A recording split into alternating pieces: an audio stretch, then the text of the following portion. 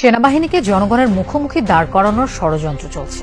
এমনটা চলতে থাকলে দেশে আরেকটি ১-১১ তৈরি হবে বলে শঙ্কা জানিয়েছেন সেনা প্রধান হচ্ছে হাসিনার আর একটা গোলাম কুকুর। রাজনীতির মাঠে রাজনীতি গড়াতে দিয়ে ক্যান্টনমেন্টে থেকে রাজনীতিতে নাক গলাবেন না। রাজনৈতিক পরিমণ্ডলে আসসালামু আলাইকুম, বিসমিল্লাহির রহমানির রহিম। যে যেখান থেকে দেখতেছেন এই ভিডিওটা সবাইকে দেখার সুযোগ করে দিয়ে দেবেন।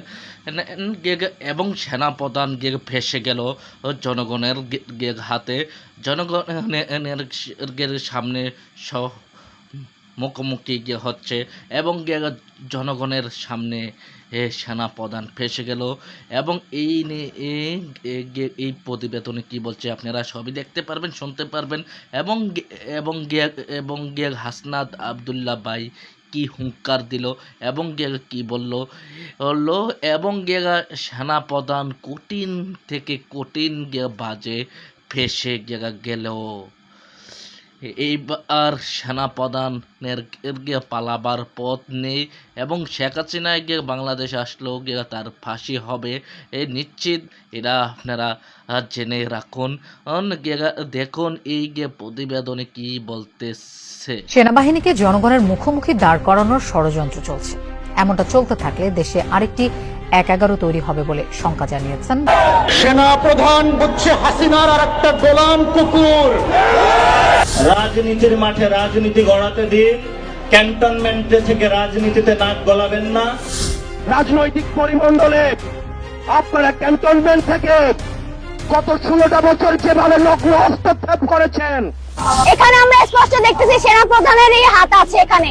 কিভাবে সে সাহস করে এই ওয়াকার রাষ্ট্রপতি কিভাবে তাকে ছাই দেয়, আমাদেরকে আক্রমণ করে। আমি আপনাদের সতর্ক করে দিচ্ছি। সেনাপ্রধান ও রাষ্ট্রপতিকে অপমান যেন নিত্যদিনের ডাল ভাতের মতো হয়ে গেছে। যে যেভাবে পারছেন নানা অভিযোগ তুলছেন সেনাপ্রধান ও রাষ্ট্রপতির বিরুদ্ধে, তবে এক পর্যায়ে তা মিথ্যা বলে প্রমাণিত হচ্ছে। কারো একটা পোস্টকে কেন্দ্র করে দেশের জনগণ কেউ অন্ধকারে ভিড়মাত্র বলা হবে, আর সেন্সিটিভ একটা জায়গা ক্যান্টনমেন্ট সেনাবাহিনী, তাদের বিরুদ্ধে জনগণকে উদ্দেশ্য প্রণোদনে হুঁচকে দেওয়া হবে।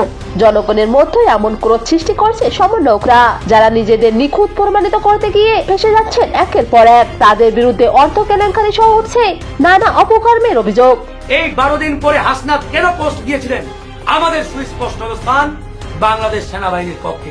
সেনাবাহিনীর বিরুদ্ধে এরকম মুখরোচক বানোয়াট তথ্য ছড়িয়ে সেনাবাহিনীকে জনগণের মুখোমুখি দাঁড় করানোর চেষ্টা করে তারা কাচ্চি খাচ্ছে, তারা বিয়ে করতেছে, তারা সব করতেছে। আমাদের টাকার উপরে তাদের ধরার কোনো অধিকার নেই। আসসালামু আলাইকুম আমার অডিয়েন্স ভাইরা, আপনারা সবই দেখছেন এবং সবই শুনছেন। সেনাপ্রধান কেন কোন কারণে জনগণের সামনে ফেসে গেল এবং সেনাপ্রধানের এই বক্তব্যটার কারণে ফেসে গেল। সেনাপ্রধান কুমিল্লা ক্যান্টনমেন্টে হাসনাত আবদুল্লাহ এবং সারসিদ আলমকে ডেকে নিয়ে গিয়ে বলছে যে প্রধানমন্ত্রী শেখ হাসিনারে বাংলাদেশে এনে ক্ষমতায় বসানোর জন্য। এই কথার কারণে সেনাবাহিনীর প্রধান জনগণের হাতে এবং জনগণের সামনে কঠিন থেকে কঠিন বাজে ফেসে গেল। এবার সেনাবাহিনীর প্রধানের পালাবার পথ নাই এবং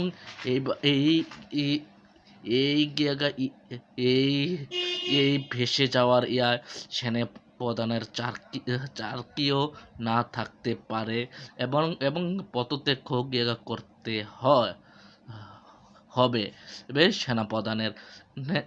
আপনারা বিস্তারিত মতামতগুলা মেসেজের মাধ্যমে জানিয়ে দিবেন। জানাতে আপনারা কেন ভুল টুডি করবেন না। আমি এবারের মতো বিদায় নিচ্ছি। আবার পরবর্তীতে দেখা হবে। আসসালামু আলাইকুম।